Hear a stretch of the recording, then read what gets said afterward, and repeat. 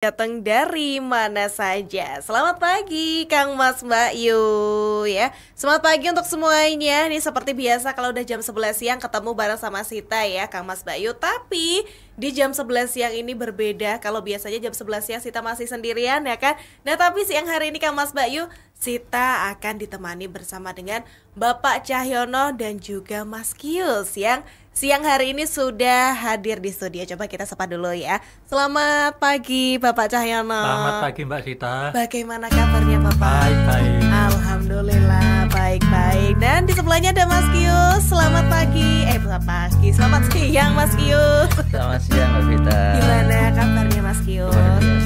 Luar biasa ya. Alhamdulillah di siang hari ini Kang Mas Mbak Yu ya.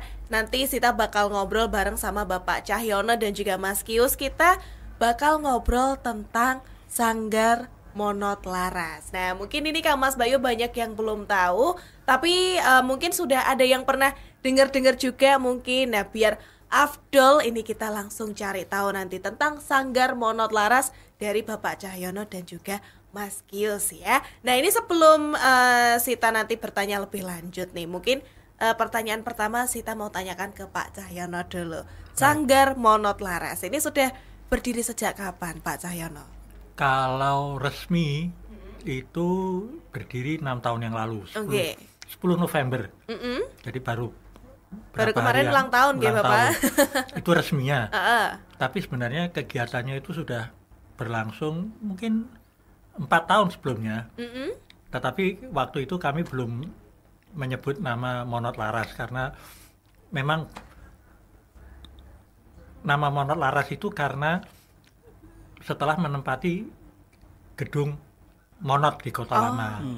Jadi ada gedung namanya Gedung Monot, lengkapnya Monot di Bus di Kota Lama Semarang. Nah, setelah kami mendapatkan tempat permanen lah kalau boleh dibilang di situ, baru kami menyebut Monot Laras. Tadinya itu kami mengembara. Karena tidak punya tempat, tidak punya peralatan, tidak punya gamelan dan wayang. Jadi hanya dari satu tempat ke tempat lain yang memberi kesempatan kami berlatih. Tapi kemudian akhirnya oleh pemilik gedung Monot itu kami diberi tempat, bahkan disediakan gamelan dan wayang. Jadi kami di situ. Nah, karena kami berada di gedung Monot, kami sepakat memberi nama Monot Laras. Oke. Jadi kurang lebih ini sudah 4 tahun yang lalu gitu ya Bapak ya adanya 6 tahun. 6 tahun. Resmi 6 tahun, tapi kalau kegiatannya sebenarnya malah sudah 9-10 tahun. Malah bahkan lebih lama ya. Ya, jadi mengembara itu cukup lama lah. Oke. Nah, untuk Sanggar Monot Laras ini berarti fokus kegiatannya ini tentang apa saja sih Bapak? Ini memberi pelatihan lah ya. Tentang seni pedalangan khususnya kepada anak-anak dan remaja. Nah jadi ini itu fokusnya di situ. Oke, pedalangan dan juga kurang lebih tadi karawitan juga ada nggih? Karena pedalangan itu tidak bisa lepas dari karawitan. Seorang dalang itu harus paling tidak menguasai karawitan, tidak perlu jadi pemusik yang baik, yang istimewa, tapi dia harus tahu prinsip-prinsip karawitan, karena dialah nanti di dalam pertunjukan itu yang memimpin gamelan pengiringnya. Berarti sudah satu paket pedalangan dan juga karawitan ngoten ya Bapak. Nah luar biasa. Ini Sita jadi penasaran nih Bapak. Ini kan di tahun-tahun seperti ini gitu ya Bapak. Mungkin ada yang membuat Pak Cahyono mungkin satu kegelisahan gitu ya sampai akhirnya kita menciptakan satu sanggar yang nantinya akan mengajar anak-anak muda untuk mengenal apa itu pedalangan, karawitan. Nah ini mungkin cerita latar belakangnya gitu dari Bapak Cahyono sendiri seperti apa Pak? Kalau kegelisahan saya itu malah justru lebih lama lagi. Begini, dulu saya ini terlibat di dalam apa yang waktu itu dikenal dengan wayangan pantap. Pantap itu panitia tetap apresiasi wayang yang setiap bulan sekali pentas di halaman Gubernuran Jawa Tengah. Nah, waktu itu kemudian terkenal namanya model wayangan pantap. Apa wayangan model Pantap itu wayangan yang mendatangkan ada yang sekarang disebut bintang tamu. Ada pelawak, ada penyanyi, ada penari. Tujuannya katanya waktu itu supaya penonton khususnya generasi muda tertarik nonton wayang. Nah, tapi ada dampak negatifnya ternyata. Orang kemudian nonton wayang itu tidak untuk nonton wayangnya, tapi hanya menonton bintang tamu. Nah, waktu itu saya terlibat terus terang karena masalahnya yang punya inisiatif itu atasan saya. Saya dulu sebelum jadi dosen di Unika, di SCU, itu bekerja di salah satu dinas di provinsi. Nah, bos saya itu adalah orang yang mempunyai inisiatif untuk wayangan ala Pantap itu. Nah, akibatnya sekarang banyak anak muda nonton wayang yang dilihat bintang tamu. Ketika bintang tamunya sudah selesai, bubar, nggak nonton wayang lagi. Nah, karena saya terlibat di situ pada awalnya, walaupun dalam hati saya juga tidak terlalu cocok dengan model itu, tanda petik saya merasa berdosa. Nah, karena itu kemudian saya berpikiran kita perlu mengajarkan kepada orang-orang, kepada masyarakat, dan terutama kepada anak muda dan anak-anak menjadi penonton wayang yang mengapresiasi pertunjukan wayangnya, bukan nonton wayang karena ingin melihat bintang tamu. Nah, makanya Monat itu tujuannya juga bukan untuk mencetak dalang-dalang profesional. Syukur kalau dia jadi dalang, tapi kami terutama ingin mencetak penonton dan penanggap. Penanggap itu orang yang nanggap wayang, itu yang punya pengetahuan, yang punya apresiasi terhadap wayang yang sebenarnya. Jadi bukan penonton yang sekedar nonton hiburannya bintang tamu, dan juga bukan penanggap yang seringkali penanggap itu juga nanti harus ada ini loh, bintang tamunya ini loh, mendikte itu. Bukan begitu. Penanggap yang tahu dalang yang bisa menceritakan wayang ceritanya secara utuh. Jadi biar nantinya pagelaran wayang ini esensinya tetap utuh gitu ya, betul, Bapak ya, yang dicari nggak cuma bintang tamunya, penampilnya siapa aja, tapi fokus ke wayang dan juga cerita yang dibawakan oleh dalang gitu ya, karena Bapak, cerita itu mengandung sebenarnya pelajaran yang bagus juga, dan tidak seperti, maaf ya, tidak seperti agama yang menggurui seperti ini. Wayang itu menceritakan, terus penonton itu suruh menilai sendiri mana ya yang ini, dan tidak menentukan ini loh yang harus kamu lakukan, tapi kamu punya pilihan. Betul. Jadi bisa dilihat dari sudut pandang yang berbeda, kesimpulannya pun berbeda-beda gitu sekali, ya, Bapak ya. Ya, persis sekali. Wah, luar biasa. Termasuk ini sekarang kalau kita nonton wayang itu kebanyakan kan hanya dari satu sisi. Padahal wayang itu bisa dilihat dari dua sisi. Bayangannya sama wayangnya yang di bagian depannya. Itu kan sebenarnya seperti tadi yang Mbak Sita katakan, kita bisa melihat dari berbagai sudut suatu persoalan itu. Kalau dari sudut ini begini, dari sudut yang sebaliknya, kasarannya yang tadinya kiri menjadi kanan, yang kanan menjadi kiri, kan bisa. Betul, wah luar biasa ya. Tapi ini baru sedikit ya Bapak tentang Sanggar Monot Laras. Nah, nanti kita bakal cari tahu lagi Kang Mas Bayu lebih dalam. Nanti kita masih pengen tanya-tanya sama Bapak Cahyono dan juga Mas Kius. Nah, mumpung ada Bapak Cahyono dan juga Mas Kius yang hari ini yang mau tanya-tanya, boleh nggih Pak Cahyono, Mas Kius? Boleh, nanti langsung aja. Yang mau tanya bisa ke WhatsApp-nya Jateng Radio 0813 9965 9922. Tadi sudah diceritakan ya sama Pak Cahyono tentang apa sih kisah gitu ya di balik diadakannya Sanggar Monot Laras ini. Ternyata sudah cukup lama dan background story-nya juga sangat luar biasa sekali. Nah, berarti sampai sekarang nih Bapak Cahyono, ini sudah ada berapa murid gitu ya dibilangnya untuk di Sanggar Monot Laras sampai sekarang, Bapak? Kalau jumlah murid itu yang aktif itu sekitar 35.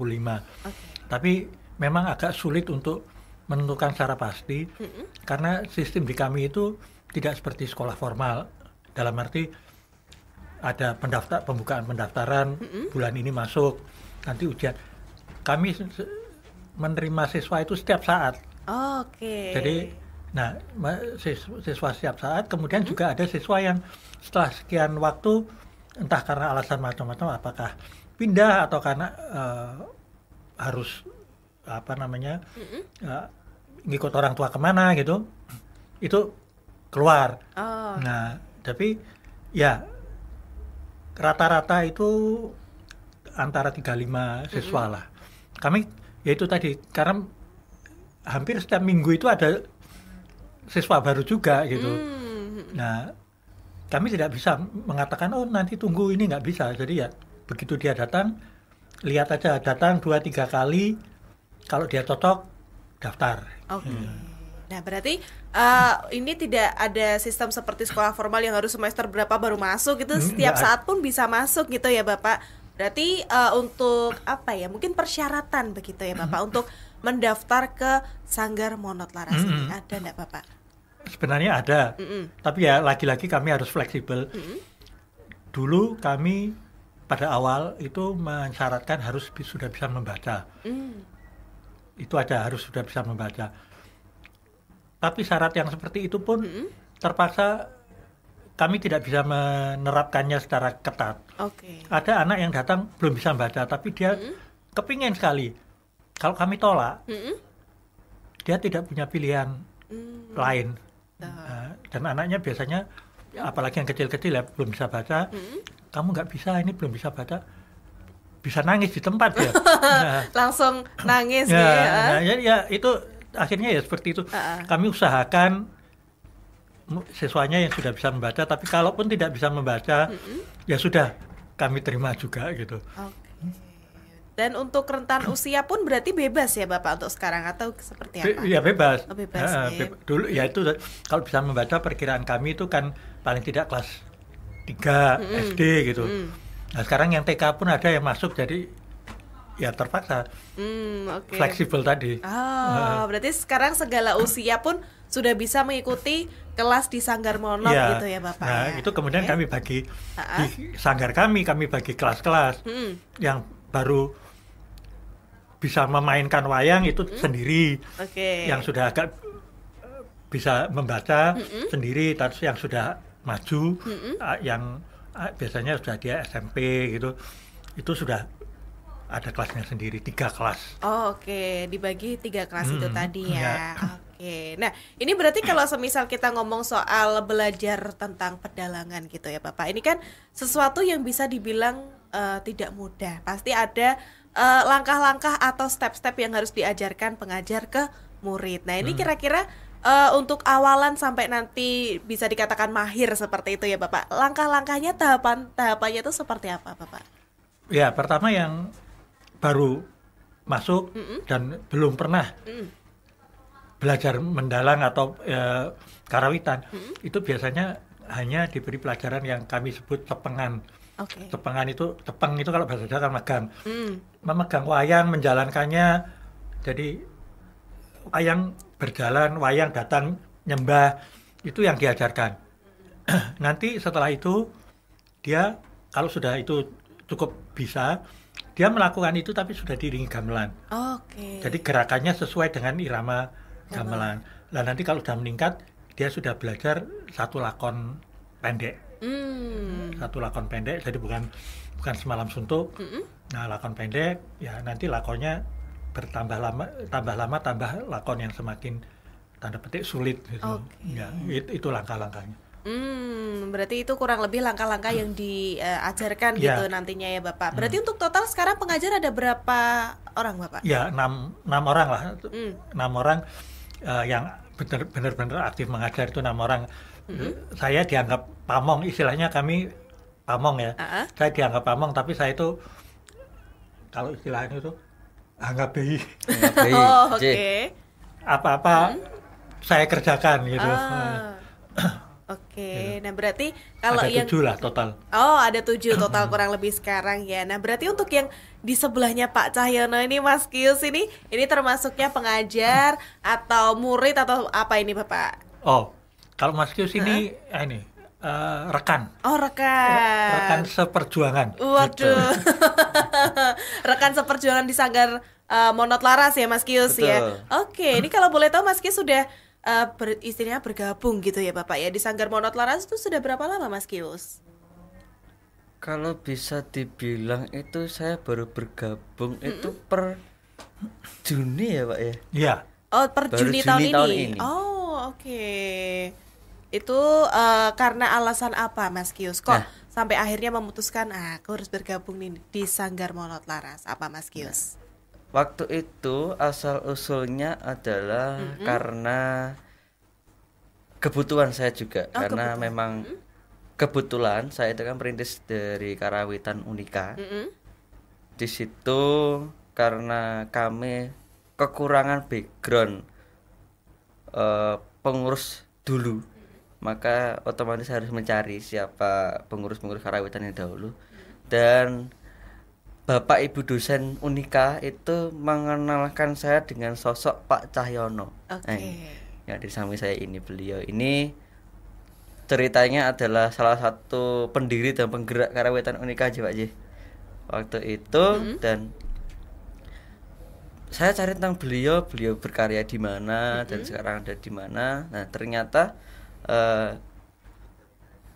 pelatih dari Karawitan Unika yang sekarang mengajar itu mengatakan kalau beliau itu berkarya di Sanggar Monot Laras Kota Lama. Oke. Nah, Monot Laras itu apa tuh saya nggak tahu kan, gedung Monot tuh yang mana tuh saya nggak tahu lah. Terus karena saya dari anak komunikasi FHK juga, ternyata di FHK di prodi komunikasi itu saya mengadakan kegiatan di Monot Laras, di gedung Monot lah bahasanya, di gedung Monot. Nah di situ saya mulai tahu, oh gedung Monot itu sebelah sini tuh. Oke. Nah terus sanggarnya ada di mana? Terus saya ulik-ulik, saya cari-cari, ternyata sanggarnya di atas. Itu saya mulai tahu gedung Monot itu Januari tahun ini. Oh, sebelumnya sama sekali nggak tahu Belum berarti tahu ya? Monot Laras di mana, saya belum oke. tahu.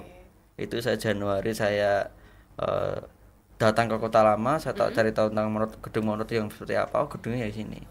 Kemudian saya setiap 2 minggu sekali di hari Minggu saya coba jalan di arah situ naik motor gitu. Oh, kok ada suara gamelan ki. Tapi lewatnya mana saya nggak tahu. Jadi saya sering mantau setiap 2 minggu sekali. Akhirnya saya coba Juni itu pertama kali saya datang. Oke. Saya datang ke sana, karena kebetulan sebelum itu Pak China sudah pernah main ke kami ya Pak ya. Waktu itu terus beliau mengajak saya, Mas main aja Mas ke ke Sanggar Monot nanti ngobrol-ngobrol di sana. Oke Pak, saya siap. Akhirnya 2 minggu setelah itu saya terus main ke Monot Laras. Saya ngobrol dengan beliau dan ketemu dengan bapak-bapak pelatih dan anak-anak juga. Dari situ melihat pertama kali datang dan melihat latihan perjalanan anak-anak, kemudian euforia anak-anak kecil yang begitu semangat banget nyepeng wayang, terus mereka yang coba nabuh sesemangat itu, otomatis jiwa saya yang bahasanya adalah anak muda yang tertarik dengan seni ya semakin menggebu-gebu Terpanggil. gitu ya. Oke. Wah, menarik ini anak-anak itu seneng dolanan wayang, seneng wayang, seneng gamelan. Nah, dari situ mulai saya tertarik. Wah, apa aku tak melu ning Sanggar Monot ya. Walaupun saya sebagai ya hitungannya sahabat. Oke. Sebagai sahabat, dan kalau saya ke Sanggar Monot juga saya cuma paling kalau ada yang kosong saya main. Dan seringnya juga saya main gambang ya, Pak ya. Gambang. Oke. Favoritnya gambang. Favoritnya Mas Kius gambang ya. Oke, nah ini Mas Kius kan sebagai anak muda gitu ya. Betul.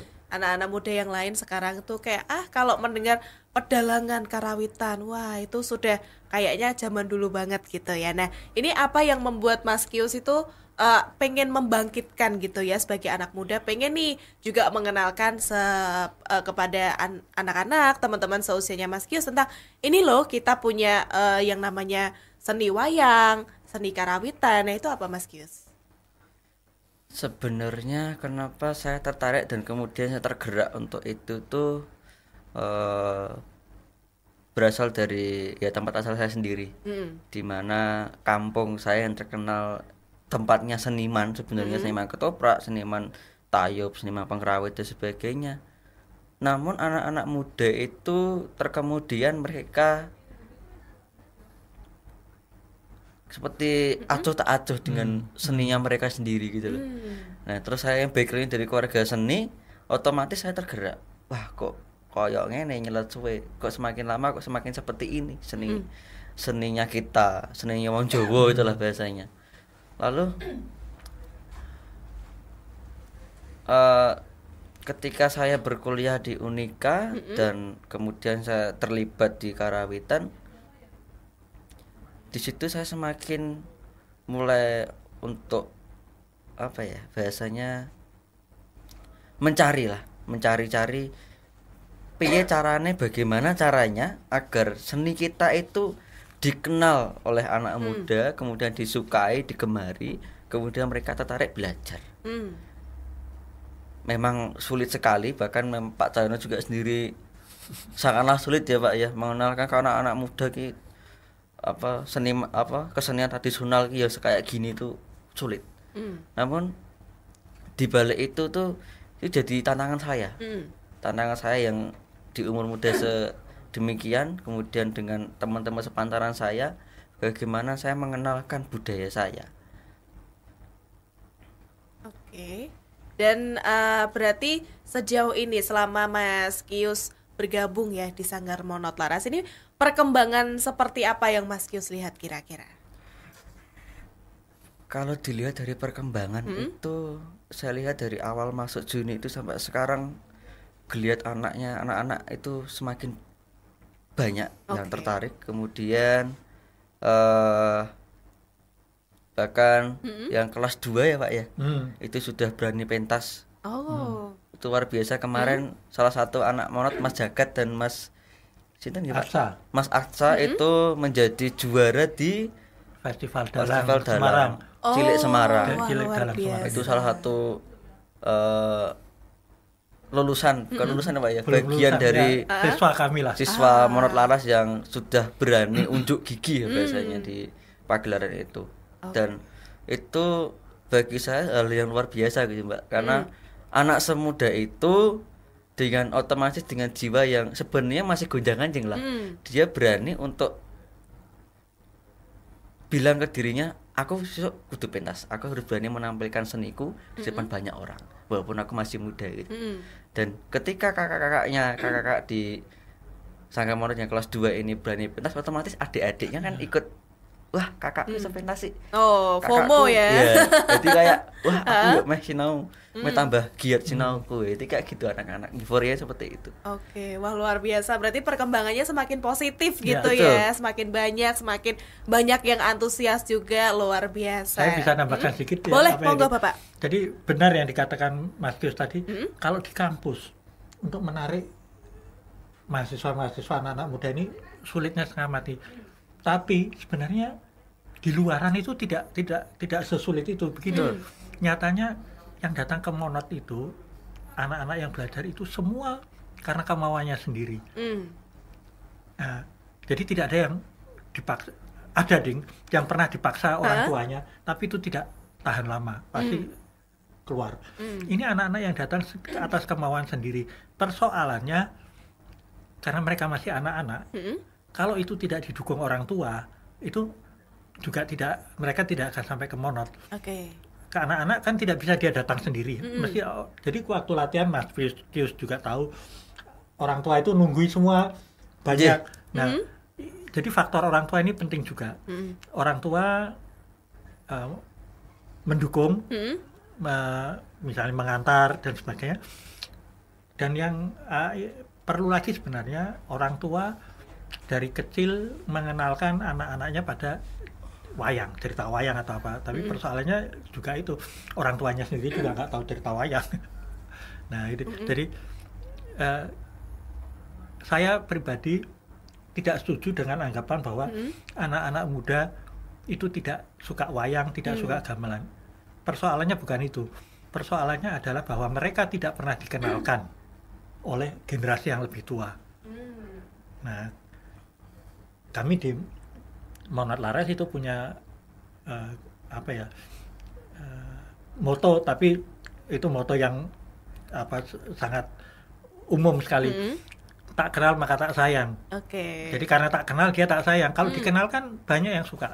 Oh, betul. Berarti dari akar-akarnya, atas-atasnya pun harusnya sudah mulai dikenalkan gitu ya Bapak ya. Generasi muda harus dikenalkan oleh generasi yang lebih tua, yang lebih atas. Dan yang saya sebut generasi tua itu bukan hanya orang tuanya, tapi gurunya, guru di sekolah. Termasuk kalau boleh ini saya pejabat pemerintah juga perlu juga memberi pengenalan. Nah, persoalannya kadang-kadang gurunya sendiri, orang tuanya sendiri, pejabat pemerintahnya sendiri tidak kenal wayang. Nah, ini persoalannya ada di situ justru. Oke, berarti memang harusnya diperkenalkan sedini mungkin biar anak-anak tuh sayang dan juga cinta sama budayanya sendiri gitu ya Bapak ya. Jadi jangan kita selalu menyalahkan generasi muda. Oh, kalian sudah nggak suka. Salah yang tua-tua kok. Betul, nggak semuanya harus wah ini anak muda nggak suka, itu bukan karena itu ya Pak, karena ada faktor X lain yang mempengaruhi itu. Oke, wah luar biasa sekali. Nah, ini karena sudah ada beberapa pertanyaan yang masuk nih Bapak Cahyono, nanti kita akan menjawab pertanyaan dari Kang Mas Bayu yang sudah bergabung, sudah tanya di WhatsApp kita ya. Tapi nanti sambil menunggu lagi buat Kang Mas Bayu yang mau bertanya-tanya, monggo silahkan mumpung ada Pak Cahyono dan juga Mas Kius di sini, silahkan bisa ke WhatsApp 081399659922. Ini sudah banyak pertanyaan yang masuk ini Pak Cahyono dan juga Mas Kius. Ini kita coba jawab satu-satu ya. Terima kasih buat Kang Mas Bayu yang sudah bertanya. Ini Sita mau mulai pertanyaannya dari mana dulu ini? Waduh, saking banyaknya ya. Terima kasih. Ini nggak ada namanya nih. Selamat siang Kak Admin. Ini mau tanya buat Pak Cahyono. Ini bagaimana nih Sanggar Monot Laras ini mendukung pengembangan bakat seni dari generasi muda? Monggo Bapak. Ya, kami sederhana aja. Tadi sudah saya sampaikan juga. Kami memang khusus mengenalkan. Kami tidak berpretensi mengajarkan atau menjadikan mereka seniman hebat, tidak. Kami hanya mengenalkan generasi muda pada khususnya seni pedalangan. Nah, karena pedalangan itu kaitannya dengan karawitan itu sangat erat ya sekaligus juga dengan karawitan ya, dengan segala keterbatasan kami sekedar mengenalkan supaya mereka itu nanti, tadi juga sudah saya sampaikan, apakah mereka jadi dalang beneran itu mereka harus sekolah lagi, tapi paling tidak mereka nanti mengenal, mengapresiasi seni pedalangan yang sebenarnya, kenal cerita wayang dan sebagainya. Karena ini ada istilah Jawa, golek banyu apa pikul wareh, artinya mencari air dengan berbekal air. Golek geni ada damar, mencari api tapi membawa obor. Jadi kalau kita nonton wayang itu kita harus berbekal pengetahuan tentang wayang. Nah, kami ini berusaha membekali itu saja. Jadi anak-anak ini nanti kalau sudah dewasa dan sebagainya, kalau nonton wayang itu sudah punya bekal pengetahuan tentang wayang, jadi bisa menikmati dengan sebenarnya. Itu yang kami lakukan. Ya, tidak terlalu besar pengaruhnya mungkin, tapi ya itulah yang mampu kami berikan.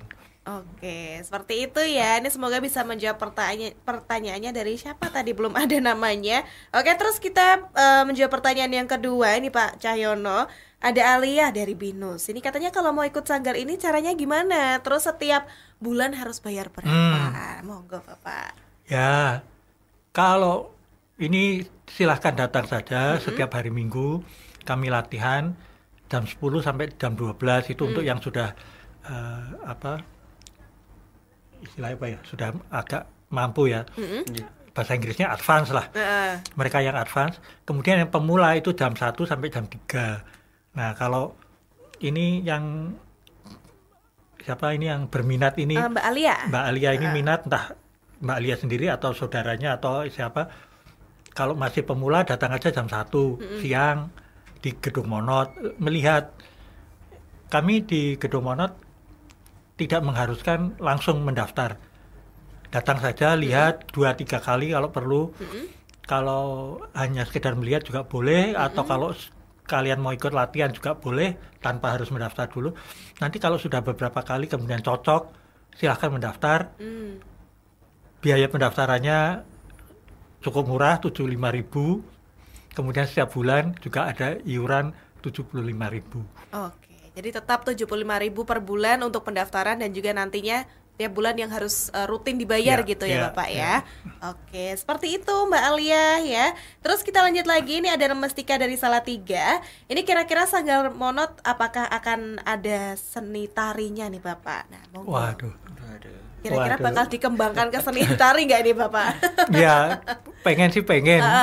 Tapi sementara ini kami ini merasa belum mampu, yang sekarang aja sudah kerepotan gitu ya. Sebenarnya pengen sih. Tapi kalau sanggar tari itu sebenarnya pilihan cukup banyak.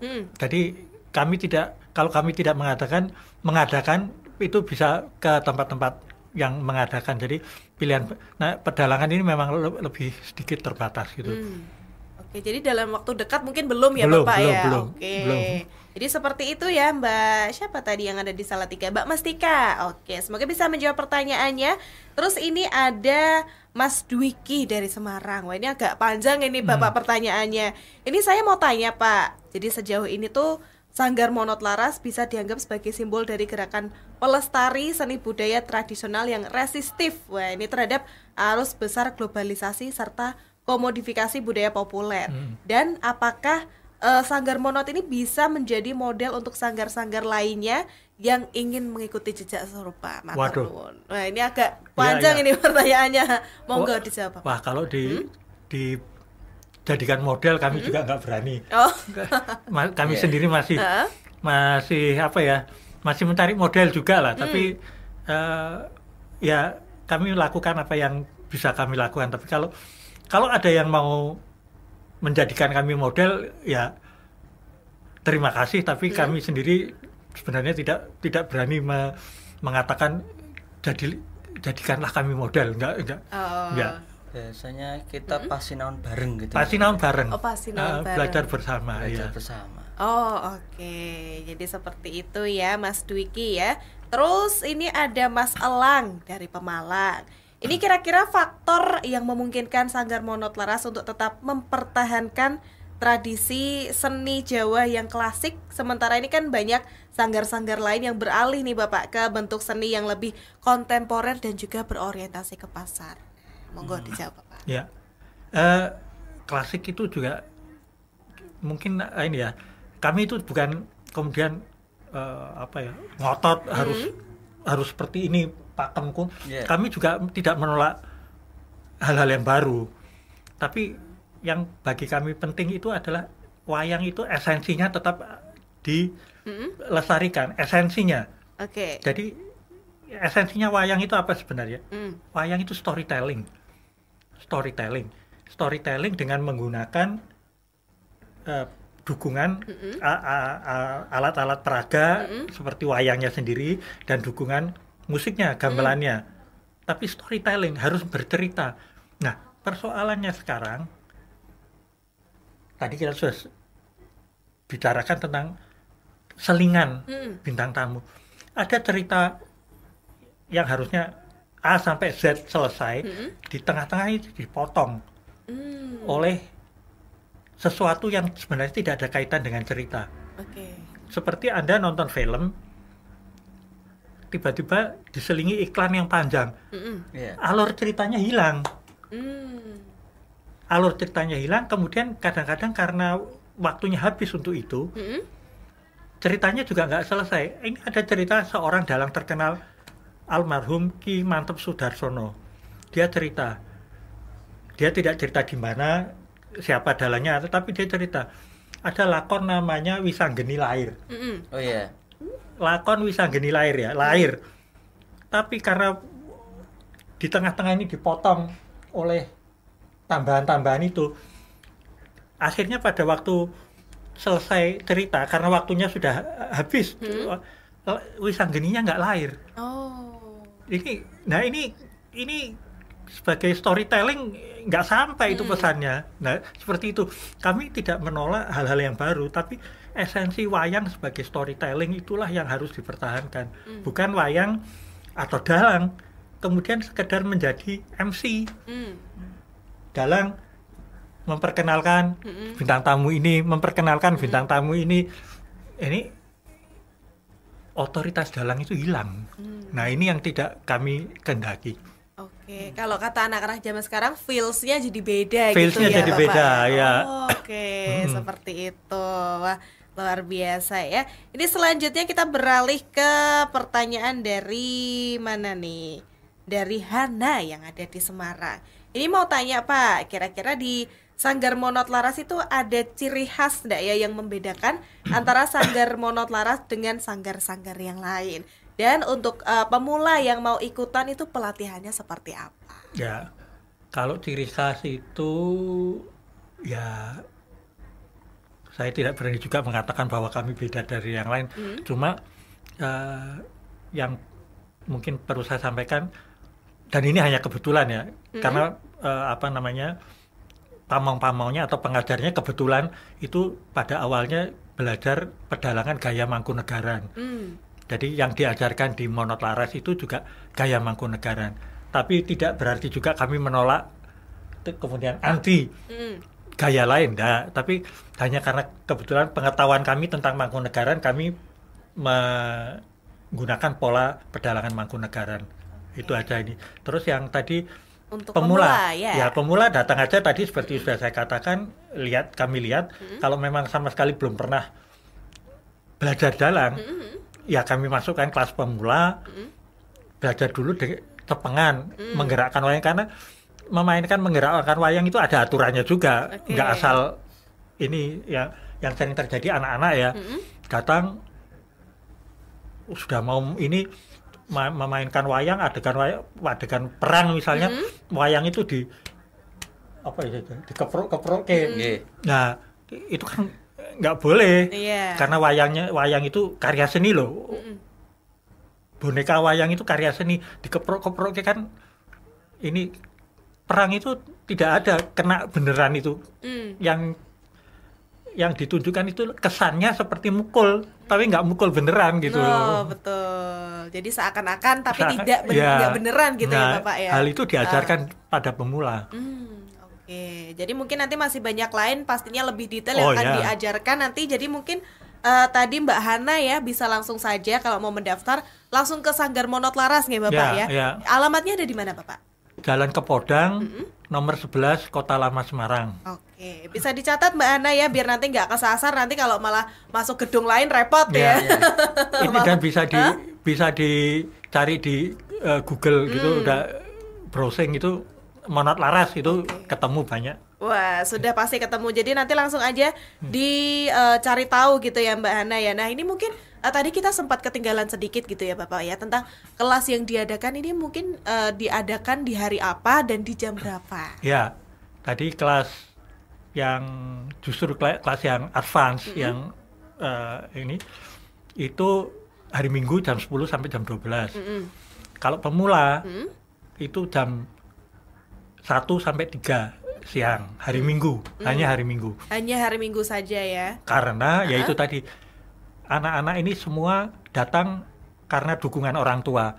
Nah, kalau hari kerja orang tuanya kerja nggak bisa ngantar. Oh iya, betul. Jadi ya hari Minggu. Pilihannya itu. Oke, pilihannya hanya di hari Minggu saja. Oke. Ini terus selanjutnya ini ada Lisa mau bertanya apakah ada rencana nih untuk Monot Laras ini mengadakan pertunjukan? Kami rutin lah mengadakan pertunjukan tapi kecil-kecilan. Jadi kalau misalnya kemarin peringatan ulang tahun Monot Laras kebetulan bersama dengan Hari Wayang, kebetulan juga dengan 10 November itu Hari Pahlawan. Itu kami mengadakan pentas kecil-kecilan di gedung itu. Ditambah kemarin kami dapat bantuan gamelan pelok dari Bank Mandiri. Nah, itu kami bikin pertunjukan yang tampil ya anak-anak, yang nabuh anak-anak gitu.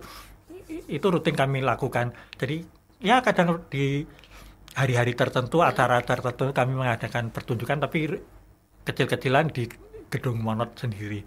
Oke, dan kira-kira mungkin dalam waktu dekat apakah ada pertunjukan yang bakal dilakukan Bapak? Ini sebentar, saya juga harus mengingat. Atau nanti mungkin akan diupdate di website ya, atau pasti. Oke. Mungkin boleh disampaikan website atau mungkin sosial medianya nanti Bapak, biar Kang Mas Bayu di rumah juga bisa update tentang kegiatan-kegiatan di Monot Laras. Jadi ya itu tadi tulis saja di Google Monot Laras itu nanti kan keluar, ada websitenya, ada Instagramnya, ada Facebooknya. Oke, sudah lengkap semuanya, komplit gitu ya Bapak ya. Oke, jadi ya dengan sederhana nanti dibantu Mas Kius dan kawan-kawan dari Unika ini akan di-upgrade lagi, ditingkatkan lagi ininya, websitenya dan media sosialnya. Oke, siap. Jadi nanti bisa langsung aja Kang Mas Bayu diketik, di searching Monot Laras, nanti bisa langsung sepaket itu ketemu semuanya ya Bapak ya. MONOD. MONOD ya, bukan Monot pakai T ya Bapak ya. Pakai D Kang Mas Bayu, jangan sampai salah ya. Nah, ini karena sudah hampir jam 12 siang, sudah 1 jam kita ngobrol ya Pak Cahyono dan juga Mas Kius seputar Monot Laras. Banyak sekali ternyata insight-insight yang didapatkan siang hari ini tentang Monot Laras, terus kemudian apa saja yang diajarkan di dalamnya. Nah, mungkin terakhir sebelum kita pamit Pak Cahyono dan juga Mas Kius, mungkin ada yang pengen disampaikan ke Kang Mas Bayu tentang obrolan kita siang hari ini. Monggo dari Mas Kius dulu. Apa ya, kalau saya lebih begini, kita sebagai anak muda boleh kita belajar tentang budaya lain, boleh kita mengenal budaya lain, tapi ingat kita ini wong Nusantara, kita itu orang Nusantara, kita orang Indonesia, kita punya budaya kita sendiri, kita punya tradisi kita sendiri yang katanya digaung-gaung adalah tradisi yang adiluhung. Maka untuk anak teman-teman muda yang seangkatan saya, mungkin adik-adik saya dan mungkin pemirsa semua, mari kita ingatkan anak-anak kita berikan mereka pengajaran, kita berikan mereka pemahaman tentang budaya kita sendiri. Karena bagi kami yang muda, kalau yang tua tidak memberikan pengajaran tentang budaya kita sendiri, ya maka apa yang akan kami pahami tentang budaya kita sendiri, ya kan? Jadi begitu. Oke, itu dari Mas Kius. Kalau dari Pak Cahyono, monggo Bapak. Ya, saya menggarisbawahi apa yang dikatakan Mas Kius. Jadi kita ini sebagai manusia, sebagai bangsa itu kan harus punya identitas. Nah, identitas kita itu apa? Ya budaya kita. Nah, kalau kita tidak punya identitas karena kita tidak kenal budaya kita, kita tidak dihargai orang gitu. Ini pengalaman pribadi saya juga. Jadi kalau misalnya kita keluar negeri, kita menunjukkan identitas kita sebagai orang Indonesia, sebagai orang, dalam hal ini saya orang Jawa, itu kita lebih dihargai. Saya ingat apa yang dikatakan oleh Sultan Hamengkubuwono ke-9 almarhum waktu dia diangkat menjadi raja. Dalam bahasa Belanda dia mengatakan, tapi intinya adalah walaupun saya dididik sepenuhnya secara barat, tetapi saya tetap adalah seorang Jawa. Waktu itu belum ada Indonesia. Orang Jawa. Jadi dia itu sekolah di Belanda, disekolahkan oleh ayahnya, sekolah di Belanda 9 tahun. Tapi dia tidak menjadi Belanda, dia tetap orang Jawa. Nah, itu yang lebih dihargai orang daripada apa ya? Kita jadi orang Korea KW, atau orang Amerika KW, atau orang Arab KW. Namanya juga KW kok. Kualitasnya pasti lebih rendah daripada yang asli. Nah, kita asli Indonesia aja. Oke, betul. Saya jadi teringat satu kata-kata ini Bapak. Wong Jawa jangan ilang Jawane. Itu.